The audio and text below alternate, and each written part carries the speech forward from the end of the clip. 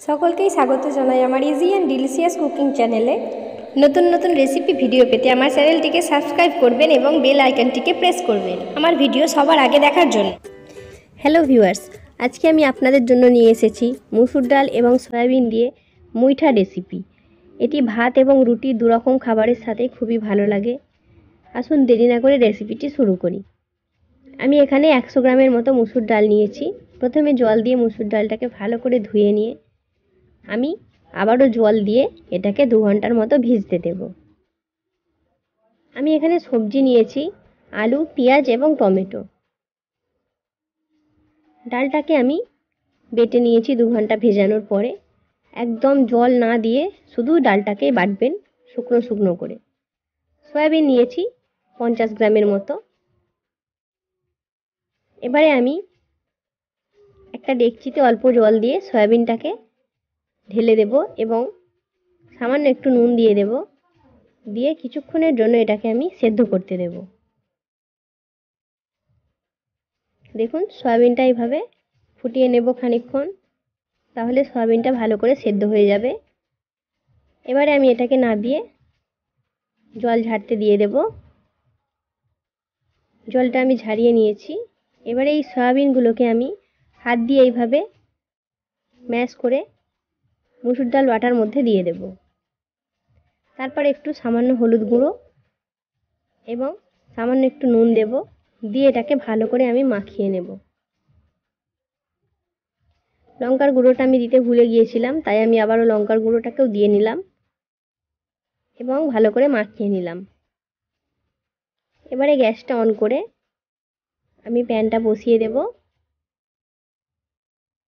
তারপর আমি এর মধ্যে রিফাইন অয়েল দিয়ে দিলাম। এবারে আমি একটা একটা করে এইভাবে মুঠো মুঠো করে মুইঠাগুলোকে তেলের মধ্যে ছেড়ে দেব এবং ভালো করে উল্টে পাল্টে দুপিঠ ভেজে নেব। এক পাশে সরিয়ে রেখে বাকি মুইঠাগুলোও আমি তেলের উপরে একেবারে ছেড়ে দিচ্ছি। সব মুইঠাগুলো তেলের ওপর ছাড়া হয়ে গেলে প্রথমটা ভালোভাবে একটু আস্তে আস্তে উল্টাবেন যাতে না ভেঙে যায়। দেখুন এইভাবে পুরো লাল করে আমি ভেজে নিয়েছি। এবারে আমি একটা একটা করে এগুলোকে তুলে নেব।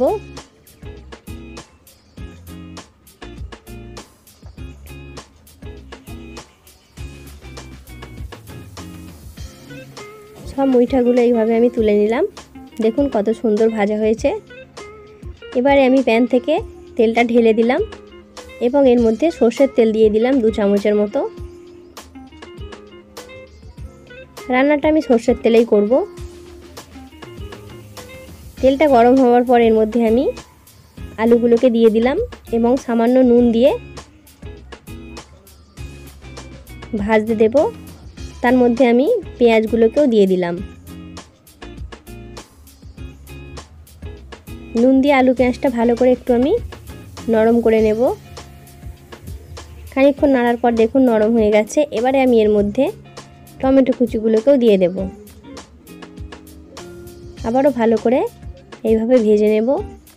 ভাজাটা এইভাবে হয়ে গেলে এর মধ্যে আমি মাঝখানটা ফাঁকা করে আবারও 1 চামচের মতো তেল দিয়ে দিলাম। তেলের মধ্যে আমি 1 চামচ রসুন বাটা এবং 1 চামচ আদা বাটা দিয়ে দিয়েছি। প্যানটাকে নাড়িয়ে আমি তেলটা দিকে সরিয়ে নিচ্ছি এবং ভালো করে আদা রসুনটাকে আমি ভেজে নিচ্ছি।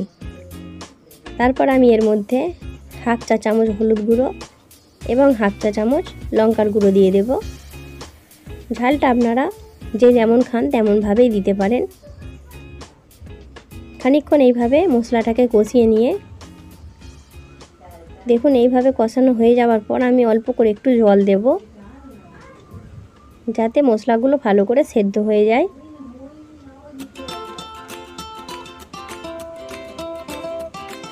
খানিকক্ষণ এইভাবে রান্না করার পরে দেখুন জলটা শুকিয়ে গেছে এবং মশলাগুলোও ভালো সেদ্ধ হয়ে গেছে। কাঁচা গন্ধটা পুরোপুরি চলে গেছে। একদম শুকনো করে আমি আরেকটু কষিয়ে নেব। এবারে আমি এর মধ্যে পরিমাণ মতো জল দিয়ে দেব। এতটা পরিমাণে জল দিতে হবে যাতে মুইঠাগুলো ভালোভাবে জলের মধ্যে একটু ডুবে ডুবে থাকে, তাহলে মুইঠাগুলো খুব ভালো সেদ্ধ হবে। আমি আর একটু বেশি করেই জল দিয়ে দিলাম মুইঠাগুলো ডুবে যাওয়ার মতো। এইভাবে আমি 20 থেকে 25 মিনিট এটাকে রান্না করে নেব। দেখুন 15 মিনিট পরে আমি আবারও একবার নেড়ে দিলাম। এবারে আমার রান্নাটা প্রায় হয়ে গেছে 25 মিনিট ফোটানোর পর। দেখুন কত সুন্দর দেখতে লাগছে এবং খুব সুন্দর সুগন্ধও বেরিয়েছে। এবারে আমি ওপর থেকে 1/2 চা চামচের মতো গরম মশলার গুঁড়ো ছড়িয়ে দিলাম। দেখুন আমি একটা থালাতে এটাকে নামিয়ে নিয়েছি, কত সুন্দর দেখতে হয়েছে। একদম রেডি আমার মুসুর ডাল আর সয়াবিনের মুইঠা রেসিপিটি ভালো লাগলে অবশ্যই লাইক, শেয়ার এবং কমেন্ট করবেন এবং আমার চ্যানেলটিকে সাবস্ক্রাইব করতে ভুলবেন না। আবার দেখা হবে অন্য কোনো